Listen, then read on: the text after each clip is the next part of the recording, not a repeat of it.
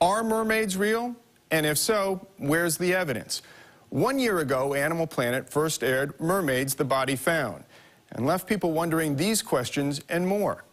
I'm John Frankel, and in 2 hours, I'll be interviewing Dr. Paul Robertson, the lead scientist from the film you're about to see, as we will share compelling new evidence that has come to light for the first time since the film aired.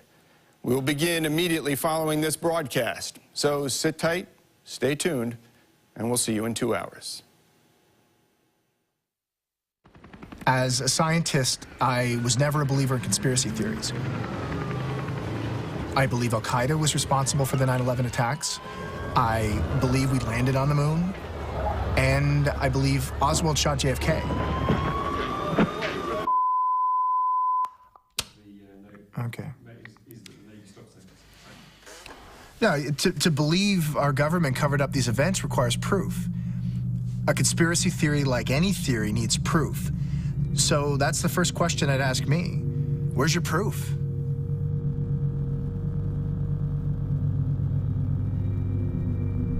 In 1997, scientists from NOAA recorded a sound in the deep Pacific. It's thought to be organic in nature and has never been identified. It's called the bloop.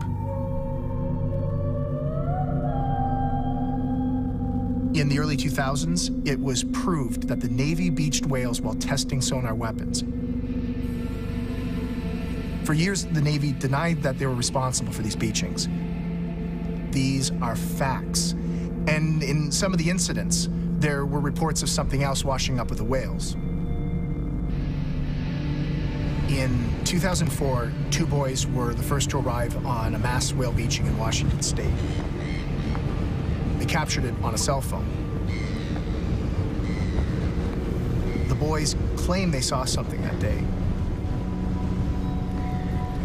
They claim they saw a body.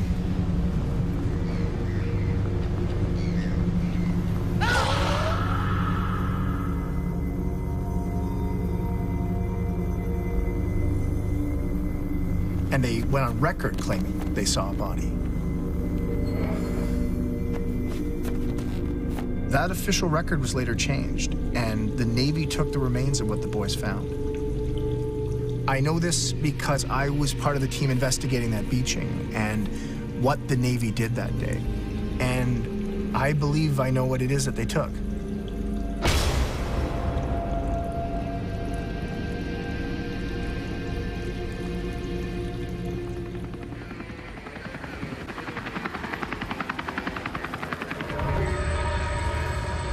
Clips Beach, Washington State, April 4th, 2004.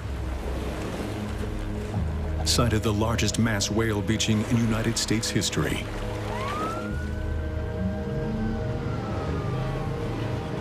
A Seattle-based research team from the National Oceanic and Atmospheric Administration is quickly on the scene to investigate the cause of the mass beaching. Heading the research was respected marine biologist Dr. Brian McCormick. In 2000, McCormick had published a landmark study that linked mass whale beachings to experimental Navy sonar weapons testing. It led to the program's suspension that same year.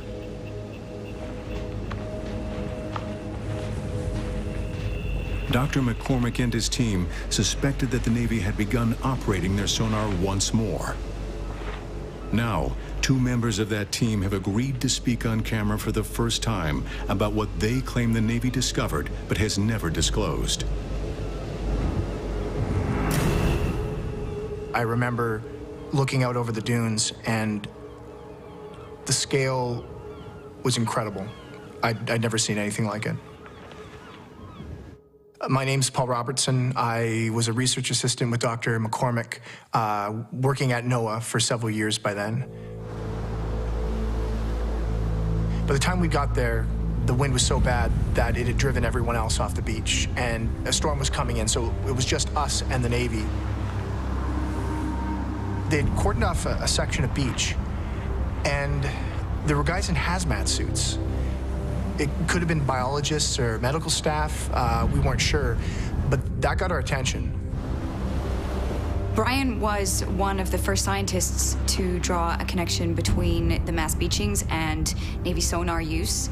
He was the most experienced in these events, but even he had never seen anything like this before.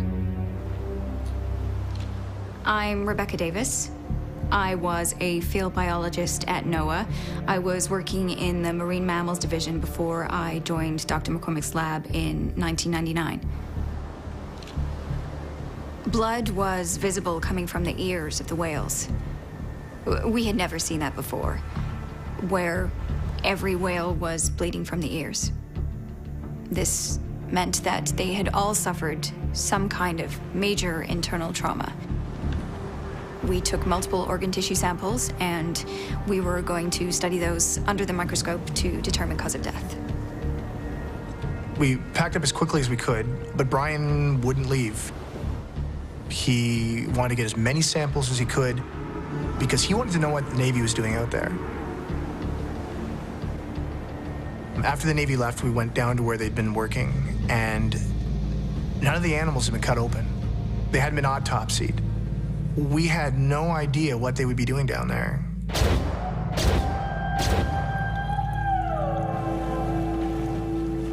In prior beachings where the Navy was implicated, the NOAA team found whales that had died from suffocation injuries. It is believed the loud sound of the Navy's sonar scared the whales into the shallows where they stranded themselves. Without water to support their massive weight, the whales' internal organs collapsed, slowly suffocating them. That's what the NOAA team expected to find in the autopsy remains. Signs of internal organ collapse. They found something else instead. When we looked at the samples, we expected to see evidence of trauma. The bleeding from the ears indicated as much. What we were not prepared for was the extent. The internal organs hadn't collapsed. What we were seeing was consistent with blunt force trauma. There were circular lesions on the samples, clear evidence of damage, and these were in every sample that we'd taken. Brian had an immediate theory: infrasound. Very powerful, ultra-low frequency sound waves that could theoretically be weaponized and potentially be used to devastating effect. They would slam into living tissue with incredible speed and incredible force. Those slides showed evidence of catastrophic impact injury that we believed was caused by a new kind of Navy sonar, a sonic blast that did more than just scare whales into the shallows. This sonar seemed to kill them. Well, Brian realized that we didn't need the tissue to test our theory. We have, NOAA has these arrays that record audio, marine life, seismic activity, and one of these buoys was very close by. So we know it was likely that we had recorded the whole event. The sonar blast, the whale reactions, everything. Well, first there was the sound of the whale vocalizations, which we expected. And then there was what we now understand to be the priming of the sonar weapon.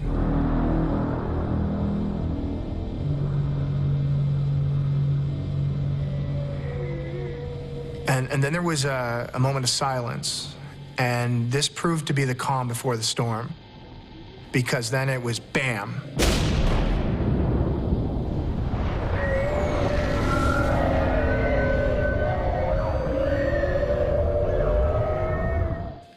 It was pretty awful to listen to.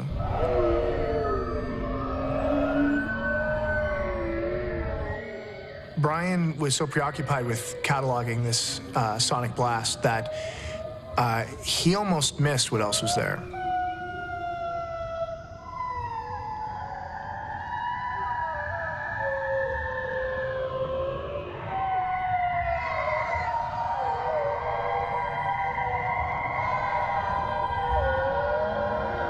There was another sound on the recording, an animal call, and we realized that this was a bloop signature.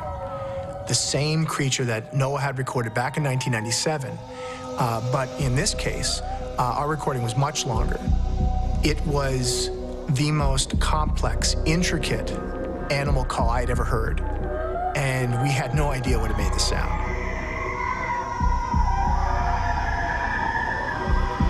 All we knew was that a creature that had only been heard once in human history had just resurfaced.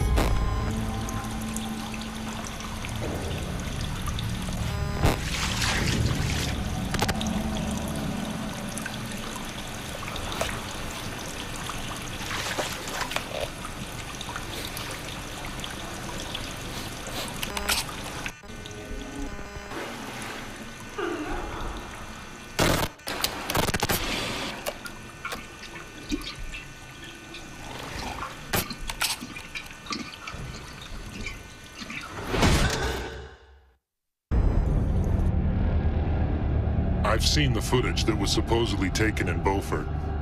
I don't know if that particular video is real or not. It doesn't really matter. The Navy keeps a tight grip on all classified information, but even they've come to realize that no matter what they do to prevent it, there will be occasional leaks.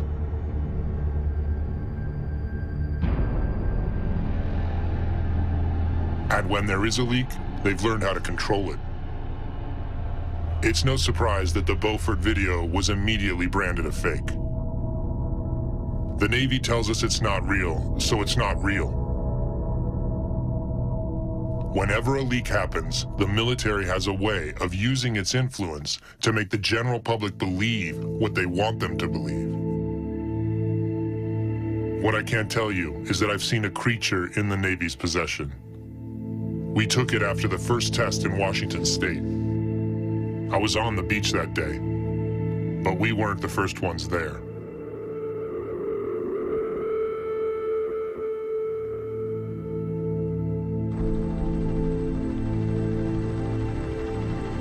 In the months following the stranding in Washington State, the NOAA team responded to a sharp increase in mass beachings along both American coasts. Similar mass beaching events were being reported all over the globe. Rescuers are racing against the clock, trying to save nearly 200 pilot whales that beached themselves in southern Australia Monday. 6 bottlenose dolphins also beached themselves, something scientists say is very uncommon. This is the 4th incident of its kind in recent months in the same part of southern Australia, and scientists really don't know why it's happening. This was happening all over the world. So now we're following beachings elsewhere. We alerted marine agencies to what we discovered with the sonar blasts. And we begin hearing about other things. Reports of bodies washing up with the whales. Rumors of something else washing up with them. And in every case, there was always authorities on hand to control the scene. But at the time, we just wanted to stop the beachings from ever happening again. In some of these events, not only were there reports of bodies being found, but something else. These had been reported before. Not bodies, but spears. For years, deep-sea fishermen all over the world have found them. Found them in fish, caught in the open ocean. German news archives contain an interview with a fisherman who had his own experience with this strange phenomenon. Mein Name ist Hans Bauer. Ich bin im Hafen von Satisfechos aufgewachsen. Ich bin schon ein Fischer mein ganzes Leben. In den 70er Jahren aus Bremerhaven haben wir Kabeljau und Stockfisch aus der Baltische geholt. Wo wir am Aufwachsen waren, haben wir öfter so Geschichten gehört, komische Geschichten, auf was Leute in Fischen gefunden haben. Bloß, ich kam nicht daran. Ich musste warten, bis ich wirklich auf Tiefwasser in dem Bernhole war. Und da haben wir gefischt und da wurde ich plötzlich selbstbewusst darauf. Da haben wir gesehen, tote Fische, Fische mit Speeren in den Seiten. Davon habe ich schon viele gesehen. Auf einen Trip habe ich meine Kamera mitgebracht. Ich wollte Fotografien machen vom Walfischen für meinen Sohn. Auf denselben Trip, wo wir die Netze da rausbrachten. In einem Netz, da war was, hat sich so komisch bewegt und als wenn es so rausklettern wollte. Und ich bin ganz schnell gegangen, ich habe meine Kamera geholt und ich habe das Bild genommen. Ich glaube, hier ist was die Speere macht. Ich glaube, wir stören hier jemands Fischgebiet. We petitioned the Department of Defense for information, and we sought injunctions against the Navy, but it didn't get us anywhere. The Navy claimed that they were merely studying the anomalies, that they weren't the cause of them. We continued to build profiles of these events, and we went over the one thing we did have, which was the recording. We listened to and analyzed this recording, I don't know how many times, and we made comparisons with whales and dolphins. But this thing, to our ears, sounded much more intricate, much more advanced. And we thought we had a reasonable chance to crack the code, but it was still beyond us. We needed help. My name is Dr. Rodney Webster. I'm currently at the University of South Florida. I specialize in animal communications. I focus mainly on the field of cetacean vocalizations, dolphins and whales. A lot of what I do in my work is I search for signifiers, which are, particular sounds to which you can attach a meaning or a mood. You and I would refer to them as words. So they're words for dolphins. What's so interesting about the 2004 recording is that I could identify literally hundreds of signifiers and arrange these into recognizable patterns. We had not gathered this kind of information in the previous 30 years of studying dolphins and whales. But that wasn't all that Dr. Webster found in their recording. I noticed that there were some pitch changes in the bloop at certain parts of the recording. So I ran a spectrogram analysis of the data and in the frequencies that were above the range of human hearing. And this is what I found. This is it at original speed, with the whale sounds removed. I then slowed the recording down into the range of human hearing. Here it is at 1/3 of its original speed.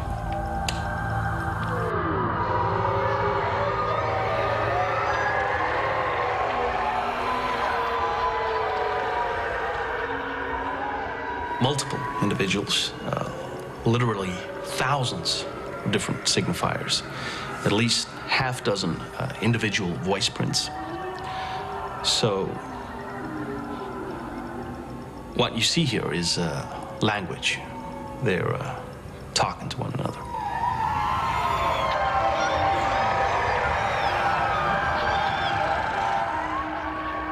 What animal could possibly have a language so complex, so sophisticated? Our theory was this was a new species of dolphin, but there's another theory we should have considered sooner: the aquatic ape theory. It's a theory about us, really, about where we come from. And I know it's always been controversial, but now I think there's really something to it.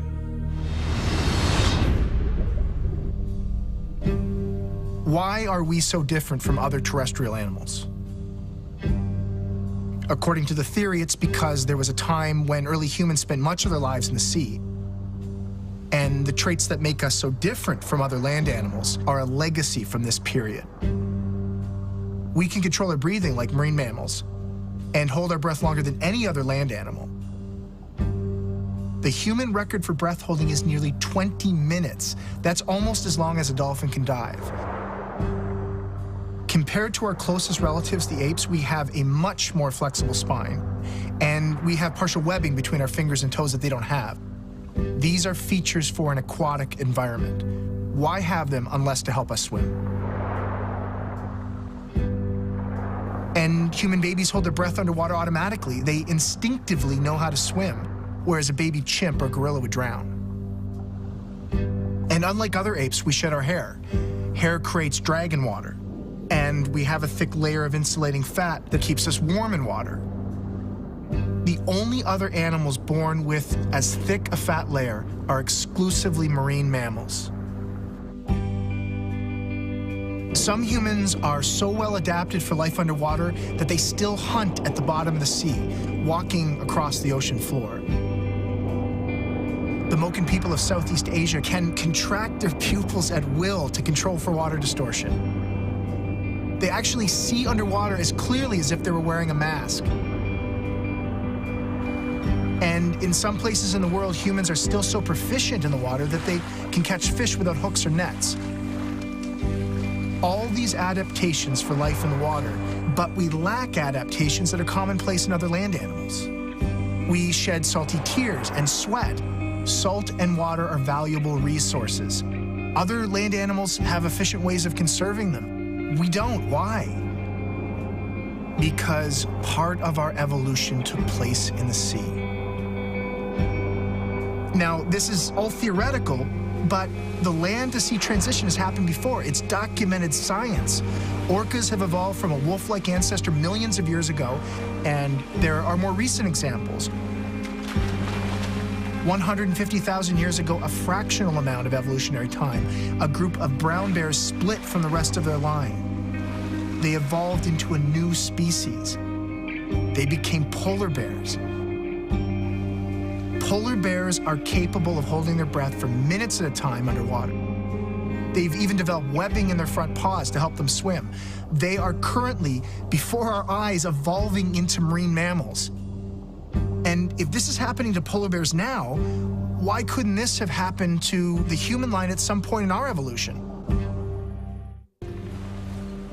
Could we be descended from a group of apes that were once becoming marine mammals?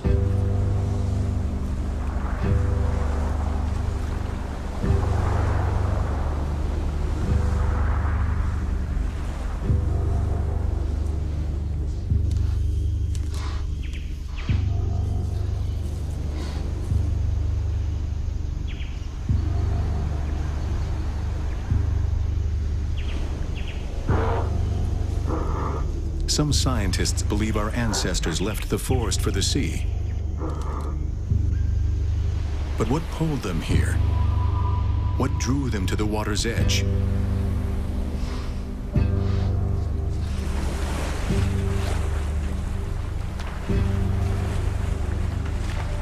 It was food.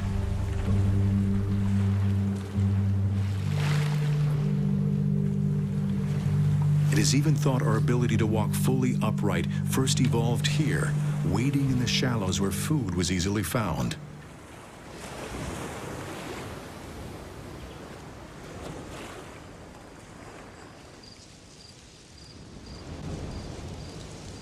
The trees had been our cradle, but now we would be shaped by the sea.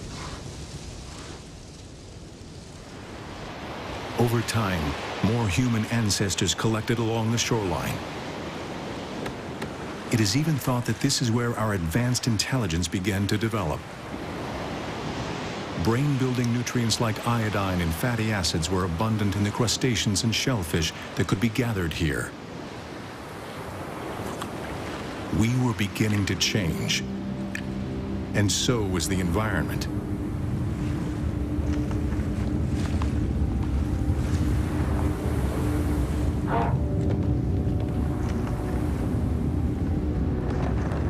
Earthquakes, volcanic activity along the coast.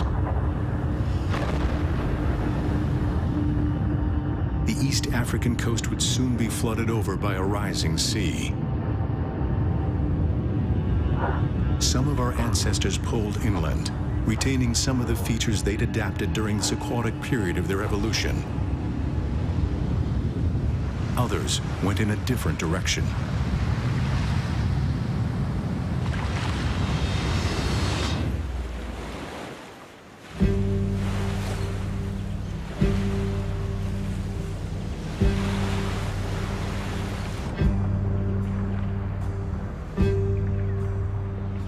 If our distant ancestors spent time living in the sea, is it possible that one group split off from the rest?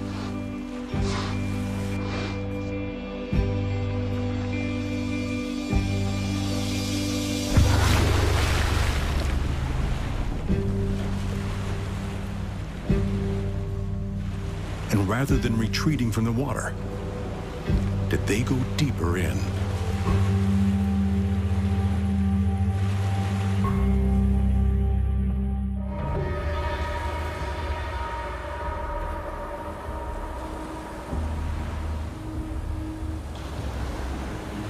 We detailed every stranding that followed the Washington State event, trying to establish a pattern of naval involvement.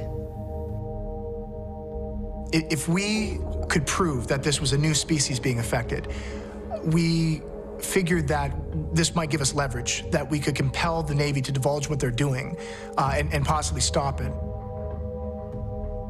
We had strong circumstantial evidence, but we would need more, and that's what the South African beaching gave us. What made this beaching stand out was that our South African colleagues had made a recording of their own.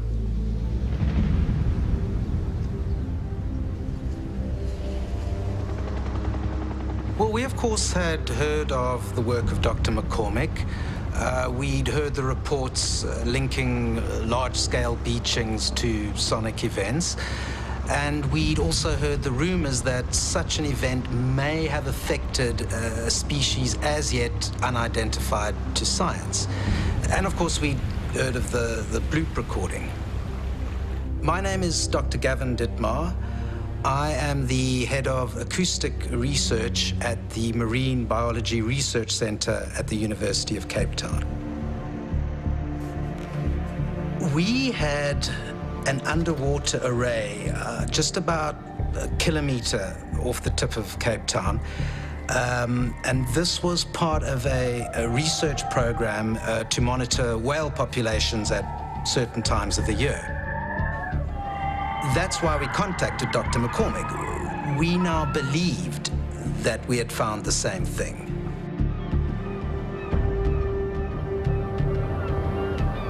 When we heard that recording, we immediately accepted an invitation to make a research visit.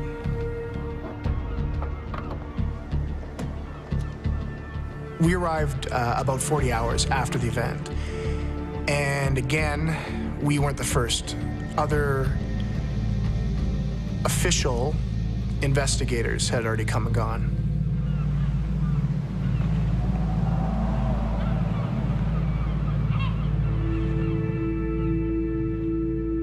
The South African beaching was the biggest since the Washington State event, and here again, we were seeing the exact same patterns of sonic trauma.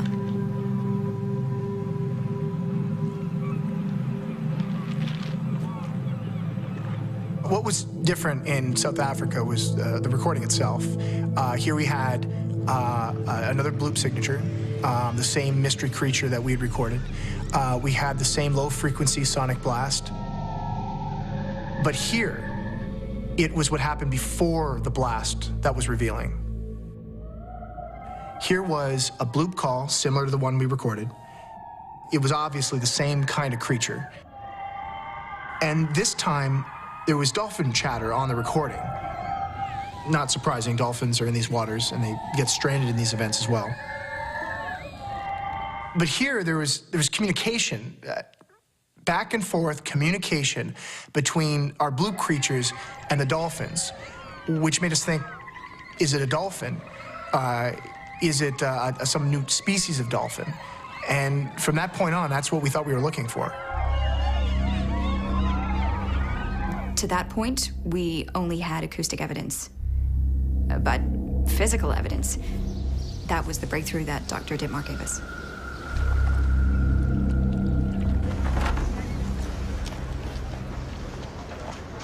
It's a great white shark. It's not the shark.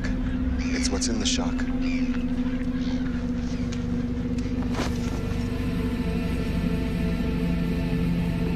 It was a mess, and it smelled pretty terrible.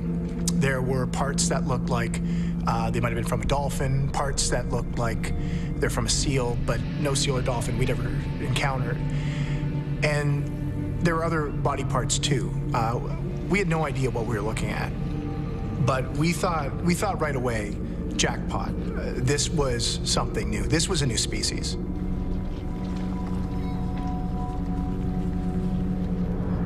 There were puncture marks around the shark's gills and mouth, and I initially thought these might have been injuries sustained when it was gaffed to the side of the boat. But I probed one of them, and I found a stingray barb inside. Now, this could have come from a stingray defending itself. Sharks eat stingrays. Hammerheads do, tigers do, but not great whites. So I kept the barb. I thought it might be something I could publish in a journal or something. I just thought it was interesting.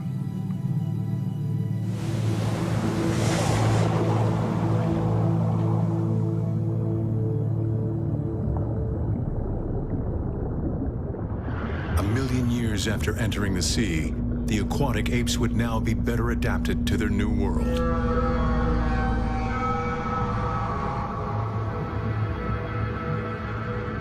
They've lost most of their hair and can hold their breath for minutes at a time. They are still learning how to hunt. They're learning by observation.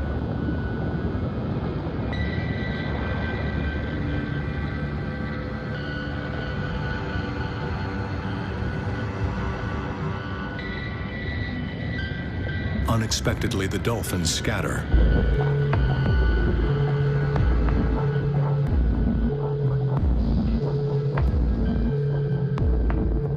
For now, the aquatic apes must hide.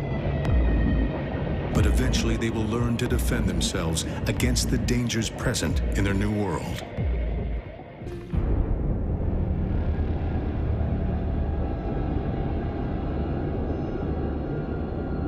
The first time the weapon was tested off the coast of Washington, it was a disaster. We were caught off guard completely by the aftermath. The beach hadn't been secured. It was left wide open to anyone who passed by that morning. Those boys happened to be in the right place at the wrong time. At first, it looked like they were going to be a problem. They refused to recant their initial statement about what they saw. Finally, we convinced one of the boys' mothers that they hadn't seen what they thought they'd seen. People usually don't want any trouble when the military is involved. The mother was smart enough to make the boys change their statements. We kept surveillance on the boys, but they weren't telling their story to anyone. They kept quiet about the entire event.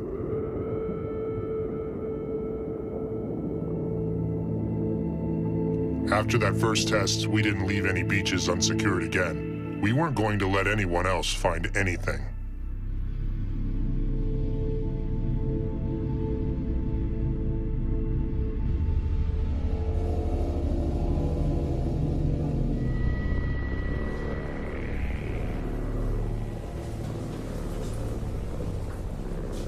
We got the body back to the lab, and the condition of the remains was poor. We recovered about 30% of the body, so it was going to be difficult to piece together. The first thing we did was to take DNA samples to try and establish the genetic makeup. We started by looking at the rib cage, and it appeared to be hinged. A collapsible rib cage is a feature of marine mammals who have evolved to dive. The tail fluke was the best preserved. And it looked a lot like a manatee's. We wondered if maybe that's what this could be, some relic, population, or undiscovered relative of this animal. We took an X-ray. There were bones in the tail fluke. Manatees don't have that. So we're thinking, what on earth is this? The skull was severely damaged. Half of it was missing. But one important piece that we did have was a partial forehead plate. This contained a hole that was not part of the damage. We presumed it was a blowhole. We made resin casts of the skull fragments and sent them to a forensic expert. Then we looked at the pelvis. There were remains of leg bones. Seals have leg bones, but their thigh bones are short. We could tell that the ones in our specimen were long. So this thing is not a seal, it's not a manatee, and although it talks to dolphins, it's not a dolphin, at least not from what we were seeing. So what else on Earth would be smart enough to communicate with dolphins? What else is out there?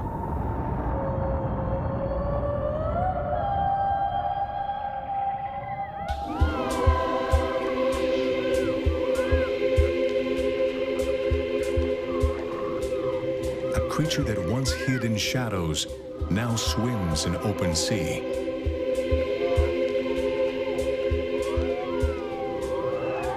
They are not alone here.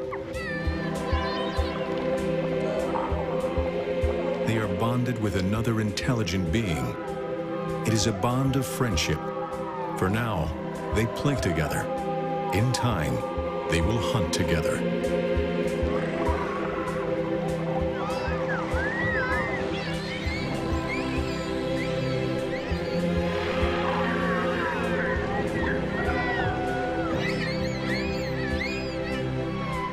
Their ancestors slept in trees. They now swim through them.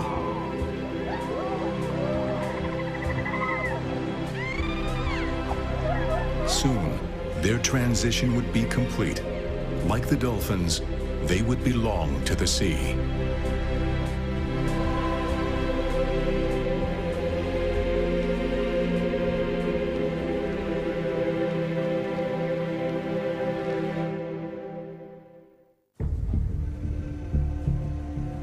Brian and I tried to make sense of the rest of the parts. We had found a bone. It wasn't part of this animal. It had markings along it, and at the top it had a little notch carved out. We had no idea what to make of this, so we set it aside for further study. So I started working on the phalanges. Those are the bones that support the fin or flipper structure in a seal or a dolphin. It was clear that these bones couldn't be configured into either of those arrangements. We found something else. This animal had been affected by the naval sonar. The NOAA team was now certain. The Navy was not only affecting whales with their tests, they were also affecting a new species. The creature's physiology gave deeper insights into its behavior. Although it was damaged in the shark attack, they discovered a large spleen. Large spleens are common features to marine mammals. It stores oxygen during deep dives. It's like having a built-in scuba tank inside them. The only reason to have this adaptation is to dive deep, to hunt for food.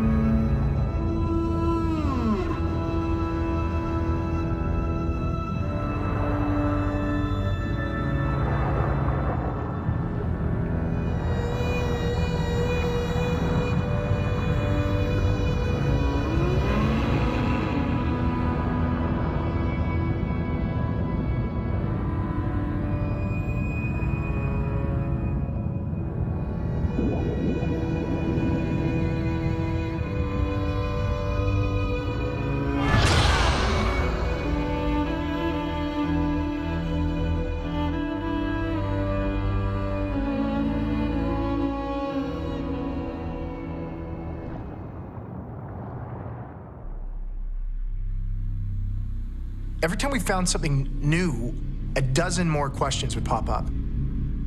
Dr. McCormick invited someone else to take a look. The South Africans were taking so long getting the permitting to get the material out of the country that Brian flew him in. My specialty is in biomechanics, how animals have adapted different means of locomotion. My name is Dr. Stephen Pearsall. When I got there, I thought, well, what the heck am I doing here? Because this is clearly a marine mammal. The tail looked like the tail on an animal that you find in the ocean. And it was only when we got the remains under the scanners that I realized that this was like no tail we had ever seen before. Looking at the hip structure, Dr. Pearsall recognizes something strikingly familiar. With humans, if you look at the top of your hips here, they have this high ridge. And these are called the iliac crests, and they're designed to support weight. I looked at this creature, and it had similar crests on its hips, and that didn't make any sense until I realized that we were looking at the scans the wrong way. We were looking at them this way, when in fact what we had to do is rotate them. That is when it became clear that this creature once walked on 2 legs. And there is only one animal that walks upright on 2 legs, that walks on 2 feet. And if this thing once stood on 2 feet, and we realized... Hands. They were hands. Becky's discovery that this creature had hands. The discovery that this creature once walked upright on land, like us, because it was one of us. That changed everything. That bone had been worked on. It had been carved by hand. At the top, where the notch was, that was meant to hold something, and we found fibrous plant material wrapped around it, which would have been designed to hold it in place. And then I remembered. The stingray barb. This thing fit perfectly in the top of the bone. This was a tool. All those tales of fish found with spears in them, all the fishermen's stories of spears found in the open ocean, this is what made them. We have something that makes tools. This thing has figured out how to disarm a stingray, use its spine to kill fish. So they are intelligent hunters, but are they hunted? How would these creatures have evolved to survive alongside the most formidable predators in the ocean?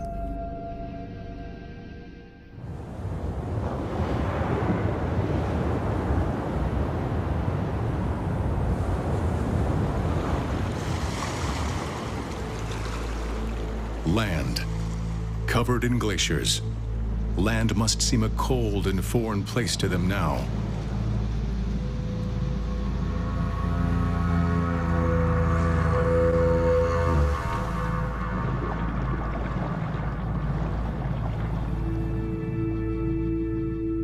A lone scout swims ahead of his pod before they make an open water crossing. The drop-offs that chasm down into dark water are feeding grounds.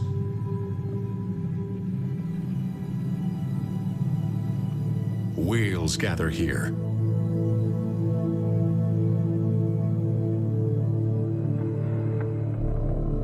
And so does the shark that preys on them.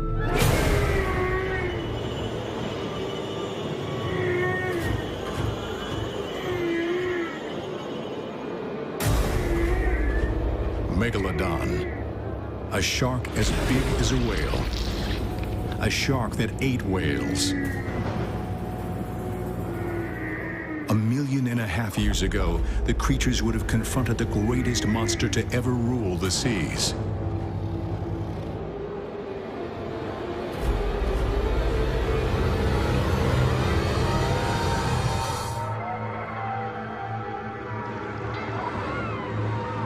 The pod travels with young.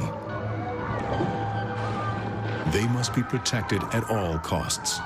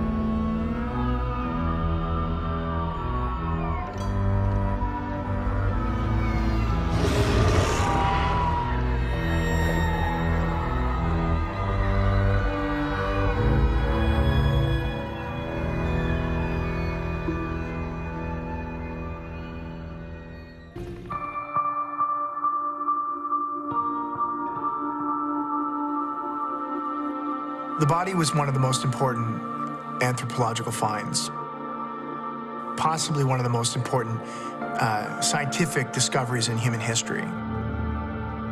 This was an intelligent toolmaker with grasping hands, evolved from a primate ancestor, one that walked upright on land like us.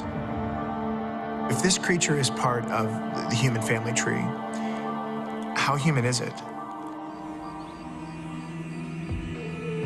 I remember on the drive out to see the complete skull mold, I remember thinking how perfect it was. Here we were driving through some of the very land where our oldest ancestors have been discovered.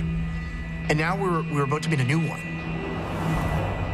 Only this wasn't an ancestor. This was somebody still out there.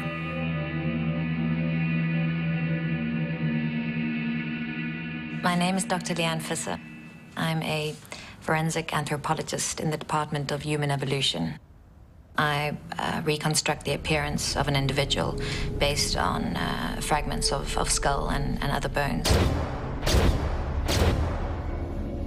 A few characteristics immediately stood out.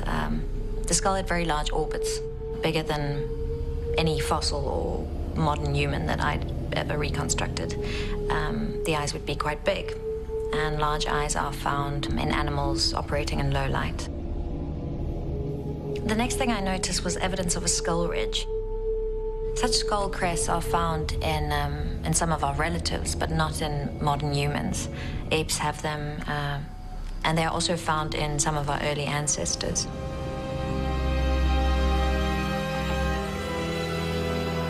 Scanning the reconstructed skull enabled Dr. Visser to map the inside of the brain cavity. She discovered that the parts which in humans correspond to sound interpretation were greatly enlarged. The opening on the frontal skull fragment was connected to an extensive series of sinus cavities.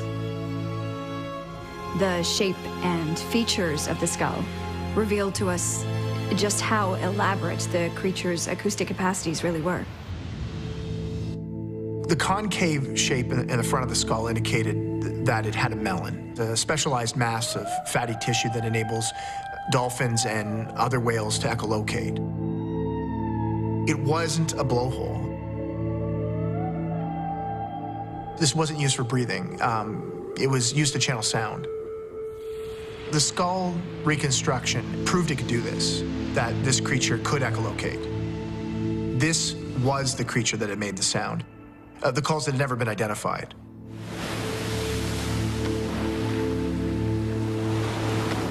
Echolocation, a form of biosonar. The ability to emit high-frequency sounds that bounce off objects and give the animal a mental map of its environment. Sound used to locate food. Sound used to communicate in the deep blue of the vast ocean. We now had no doubt that this was the animal that had made the bloop. This was the same animal that was on the 1997 bloop recording. This was the same animal that was on the 2004 Washington State recording, and it was the same animal that was on the South African recording, the one that talked to the dolphins.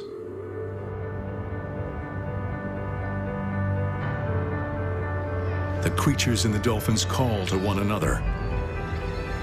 Call one another to the hunt. The sardine run. Almost every predator in the ocean will converge on a miles-long caravan of migrating fish, but only two will work together.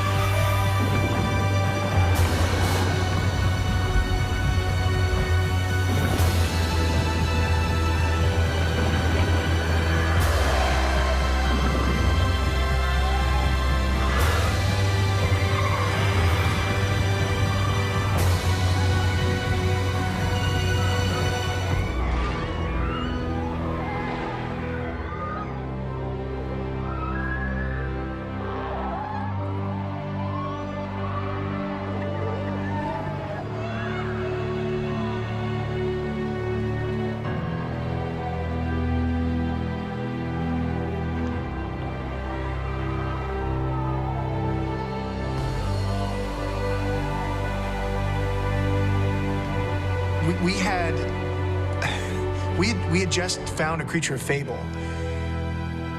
I mean, that's what we were looking at. All of us had been wanting to say it for days, probably weeks. But scientists aren't supposed to believe in fairy tales. And what we were looking at was a mermaid.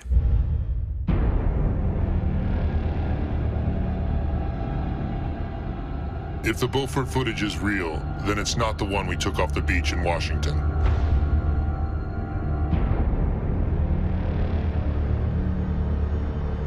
That one was in no condition to be transported. I saw what those boys saw. I know what they reported to the Navy was accurate. How do you think people would respond if they knew we were killing an unknown species that was most likely the only surviving relative to humans? Look at how they continue to react to beached whales. If the public ever saw this creature, there would be an uproar.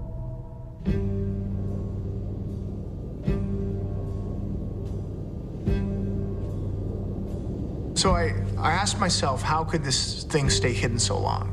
Then you realize that the surface of the moon has been explored more than the deep oceans. And you look at the fact that even to this day, there are still large animals being discovered. There have been 2 new species of whales discovered in just the past decade.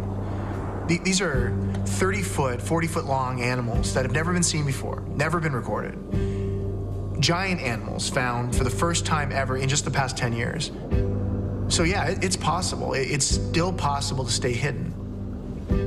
But of course, this animal we found had been recorded before. We have no record, we have no scientific record of them, but there's another record. We know them. We've known them all along.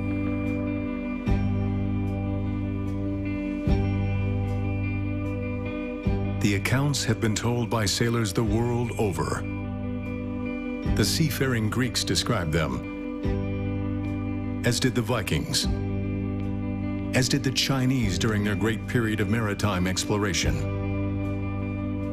They are recorded in medieval manuscripts and even into the 19th century, when captains of whaling vessels spotted them swimming with pods of whales. Cultures from different continents, people that had no contact with one another, but all of them have stories describing the same mythic creature. Could it be these stories are more than myth? They were recorded in the logs of the voyages of both Christopher Columbus and Henry Hudson, who witnessed humanoid creatures with pale speckled bellies, dark blue backs, and paddle-shaped tails. Could these be accurate descriptions of what they saw? Could other historical evidence provide new insight, like these 16th century Italian drawings, once thought to be depictions of a human medical anomaly? These sketches may now tell a very different story.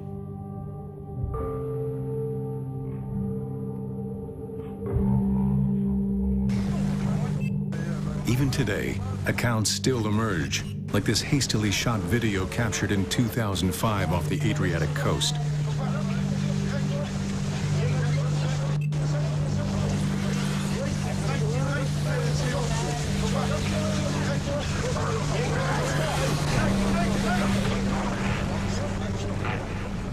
This most recent sighting comes from deep-sea fishermen. The most ancient can be found in a desert left behind by a departed sea.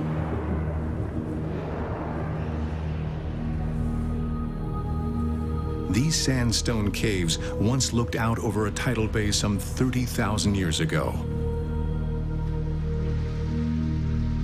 The water has receded, but the memory of the people who lived there remains, recorded in ancient paintings that cover the cave walls.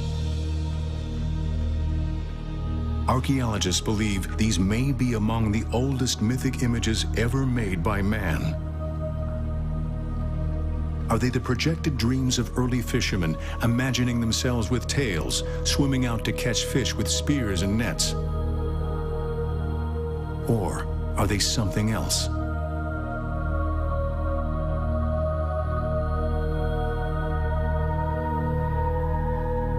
Early humans fought savagely over hunting and fishing grounds. Force was used against rival tribes and against any other competitive threat to a valuable food source. Could that be what these paintings depict? Could these paintings be a record of mankind's conflict with creatures that are now relegated to myth? Did we drive them into extinction? Or did we drive them into hiding?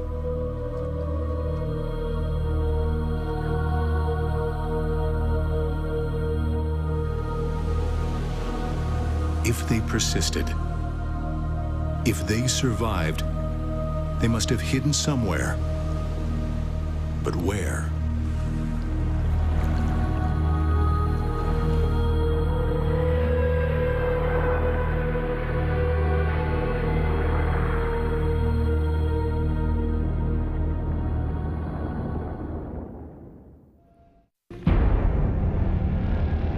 We knew what they had. We knew what they had before they knew what they had. We'd been trailing McCormick's NOAA team since 2004. We followed them to South Africa. We knew what they found was the same species we'd taken off that beach. They had evidence that would bring down the operation.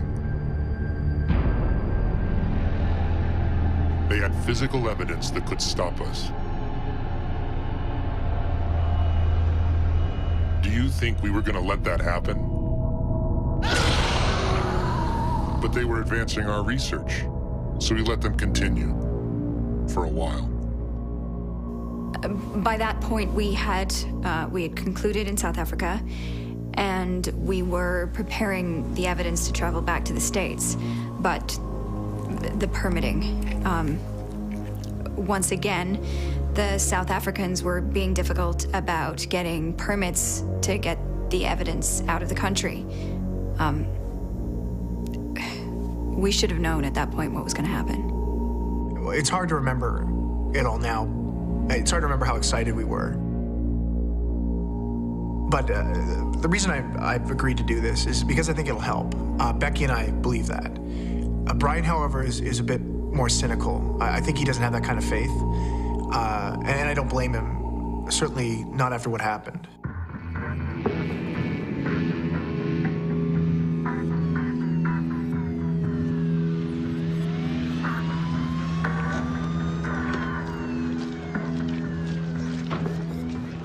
What the hell's going on here? Where did you get this from? I tried to restrain Brian. Then after that, I tried to pick him up for weeks, but he was just devastated. We all were. The police confiscated everything. All the lab tests, all of the files, the skull reconstruction we'd brought back. And they took the body.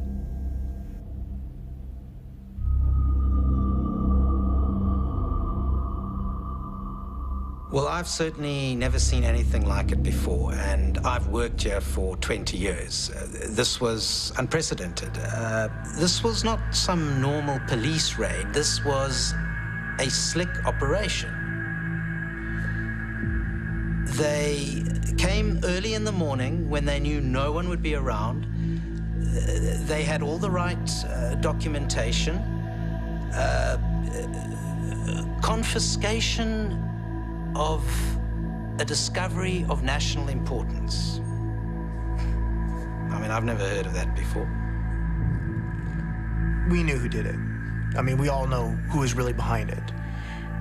The tests, the sonar tests. We prove this, and they have to stop the testing.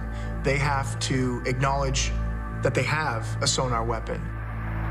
And who knows what else they'd have to acknowledge. All that we had left, the only thing that we had left that they hadn't seized were the bloop recordings. They couldn't take those. Those were already a matter of public record.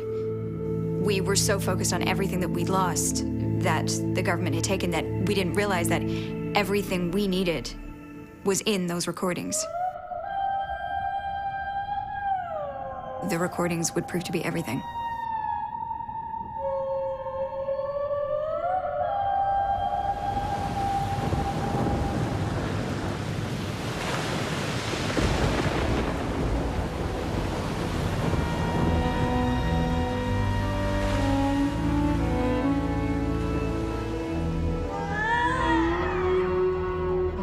A shallow coastal lagoon in the southern hemisphere, where the creatures retreat to warm, protected waters, where a species in decline still clings on.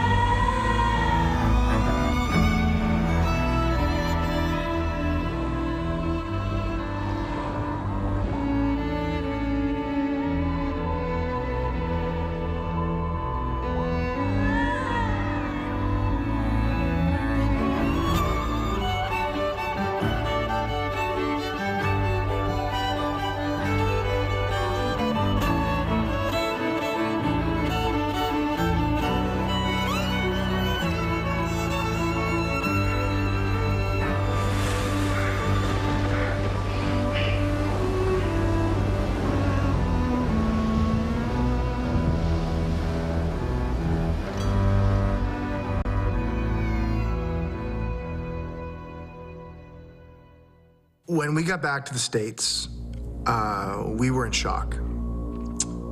We couldn't stay in South Africa. We had our visas revoked. And when we got back to Washington, we launched several protests with the American and South African governments. The South Africans eventually did respond. The DNA samples that they had confiscated from the university lab where they're being processed, they shared those with us. Because the DNA readings that came back were so close to human DNA, the lab that did the tests claimed that they'd been contaminated with human DNA. How else, they said, could the genetic profiles have been so similar? They discredited the results, and they destroyed the samples. The feeling was like something out of Orwell. This was Big Brother. They were rewriting history, basically writing this creature out of existence. And the question I asked myself is, why? Are they protecting their testing? Are they keeping the creatures for themselves? Are they testing the creatures? We don't know. We still don't know. All we had now was time. We just kept poring over it. The beachings with reports of bodies washing up on shore, where local officials had closed off areas, and in some cases reportedly with the help of American officers in civilian clothes. We kept thinking back to the beaching that happened right here in Washington, that naval medical team. We had thought they were analyzing their tests on whales, but now we had a slightly different theory. We tracked down the kids that had made the original report, and the Navy had spent a lot of time with these kids. They had even visited them at home, and they had convinced the kids that what they had seen was actually a seal that had decomposed, and that's why it looked strange. The boy had drawn a picture of what he saw. Now, nobody outside of the scientists we worked with or the government officials that had confiscated our materials could have known what the skull reconstruction looked like. But this kid had a drawing of what he had seen, and it was a match. He had seen the same thing. And that's not all we saw. The boy's mom agreed to show it to us. They hadn't shown it to anybody. The Navy had not thought to check the kid's camera phone. Now, that's not the first time the military's gotten caught by a camera phone, but back then, most people didn't even have them. I doubt the investigating officer even bothered to check it. This kid had kept it. He'd kept it all that time.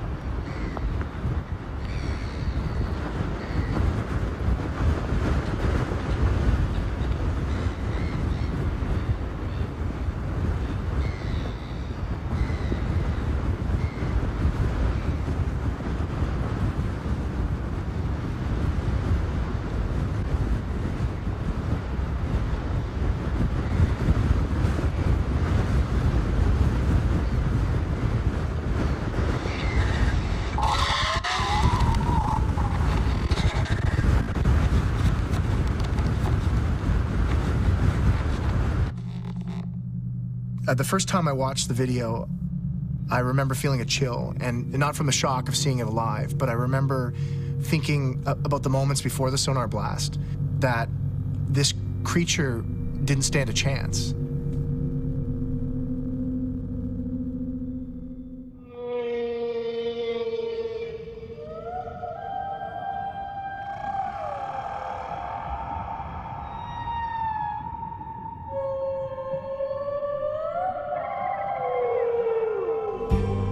The mermaids travel with whales. They migrate from warm southern waters where, like the whales, they give birth to their young. Now they make their way to the northern feeding grounds.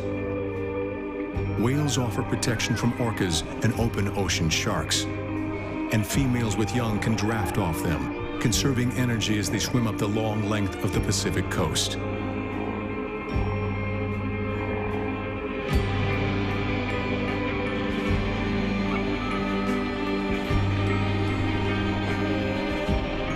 The deep ocean has been their last hiding place. But now, even here, there's no refuge. And whales cannot protect them from the new threats that are gathering. They swim through a stretch of water in the Pacific Northwest. U.S. Navy ships were also there that day.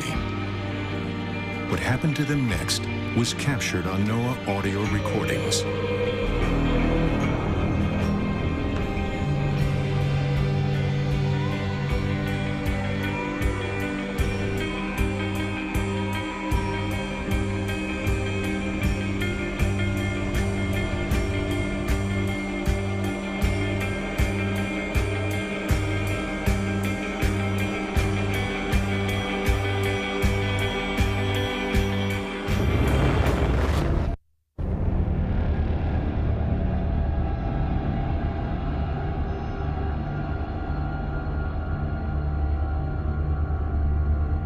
We never found another living one. At least not during my tenure with the Navy. When I resigned, we weren't even sure if there were any left to be found. The creature we pulled off the beach in Washington State died in 2007. We kept it alive as long as we could. I know what I did was wrong. I knew it was wrong while I was doing it, and I have to live with that. My only hope now is that by coming forward, it might help protect any of them that are still out there.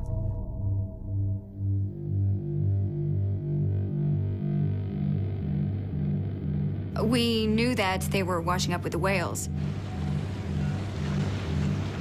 What we found was that the beachings were happening along migratory routes. They didn't just associate with the whales. They migrated with them. We were going to try to make contact.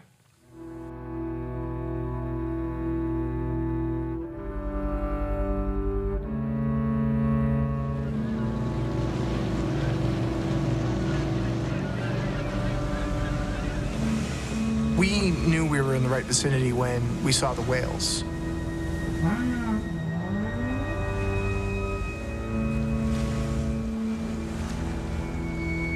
And we started the recording, and we waited to see if there was anything out there.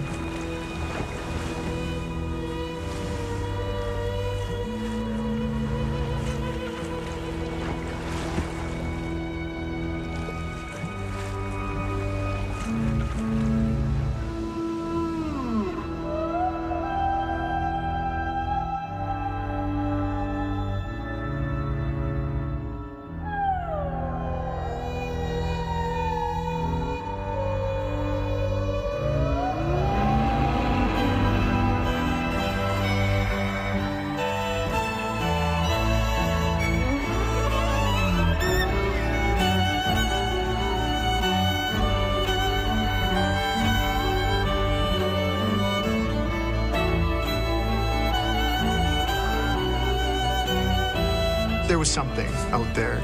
Brian was certain he saw something. And I'm pretty sure I saw something too.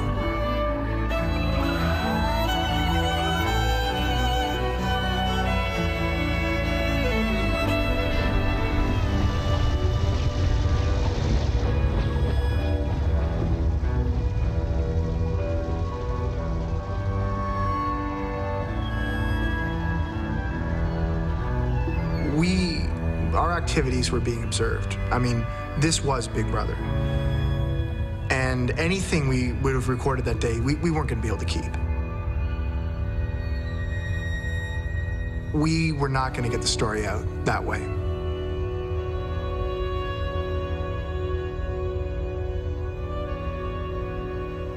Brian was the first to leave the agency. Paul and I left NOAA not long after that.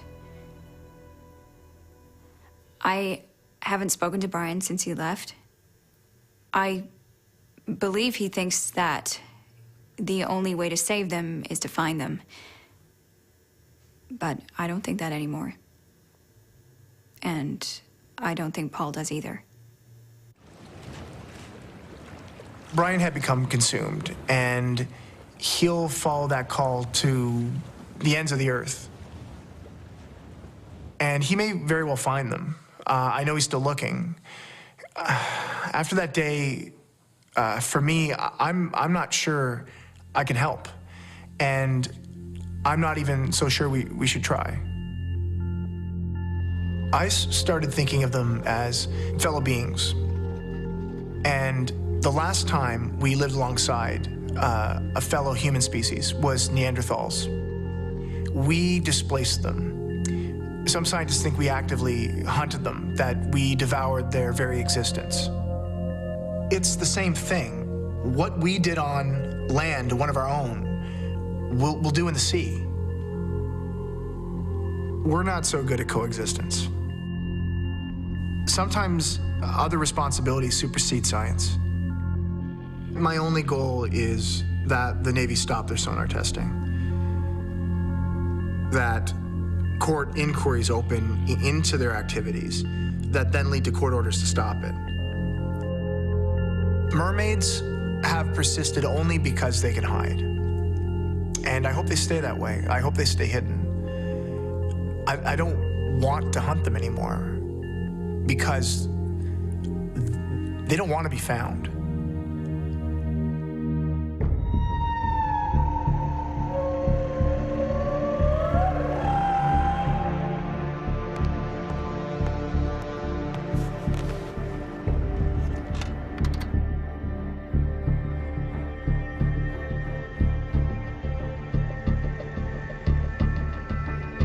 I was only asked to analyze the pelvic and leg section of the find. I never saw the rest of it.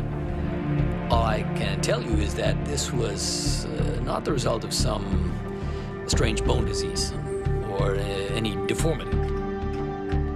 What this creature was, I don't know. All I can tell you is that I know where it came from. There's absolutely no question in my mind about where it came from. The bones that we scanned were absolutely of hominid origin. This was a creature with which we shared a common ancestry. We're both descended from the same line. Look, what I saw on the dock that day, I've never seen anything like that before in my life. I have spent my whole life by the sea. I've spent my life in study of the sea. And I've never seen a creature like that before. This was a creature that was new to science. I play these recordings again and again in my mind. The first one from Washington State, the second one from South Africa. Trying to figure it out, and I can't. I don't know what they are. I don't know what they're saying. You know, I've never heard anything like it. The only creature with this level of linguistic complexity that I've heard is human beings. It's us. Like I said before, making a reconstruction is like building a jigsaw. The pieces have to fit if the picture is going to make sense, biological sense. Even if one piece doesn't fit the reconstruction, it doesn't work. In my opinion, the molds that were sent to me were taken from a genuine find. These were genuine molds.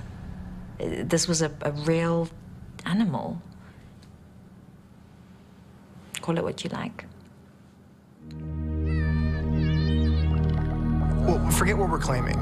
Forget the recordings that remain. Forget the sworn affidavits from other scientists. And forget our own cultural references of mermaids.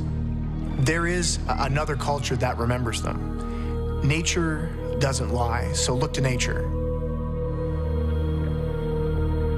There are a few places left on Earth where wild dolphins will hunt with fishermen. They'll actually help humans catch fish. This happens in Brazil, in coastal West Africa, in Southeast Asia.